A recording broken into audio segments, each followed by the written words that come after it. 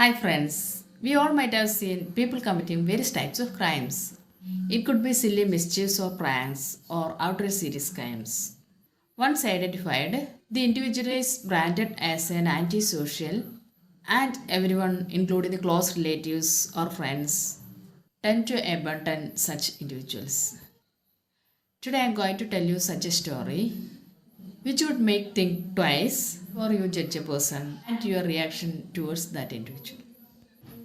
Once upon a time, there lived a monk who was very famous in that region. Youngsters from far and wide joined him to learn and became his disciples. One day, a boy was caught stealing red handed, and the incident was reported to the monk. The head monk sat silently and looked at all his disciples. Finally, he waved them off without telling anything. The disciples were surprised to see the monk not reacting or punishing the offender. Yet, they all went back and immersed in their studies. A few days later, the same boy was caught stealing again, and he was brought to the monk. This time, all other disciples showed their anger and expected the monk to punish the defender. But the monk did not scold or punish the offender. He pacified the disciples and sent them back, asking them to concentrate on their studies. Dejected and furious, all the disciples went back, and none of them were able to forgive the offender. Days went by, and once again he was caught for stealing. Other disciples were really angry and brought the offender in front of the monk.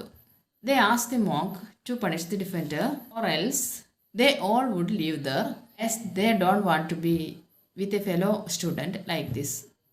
The monk listened to the arguments and finally began to speak. He told the disciples that he was proud of each and every one of the disciples and agreed they would get admitted in other schools. But he asked the disciples to think of this offender who will teach him. He did not know what is right and what is wrong. That's why he is stealing from his colleagues. Even if you all go, I would not abandon him, as no one would teach him. You people already know what is right and what is wrong, and he may take some more time to learn what is right and what is wrong.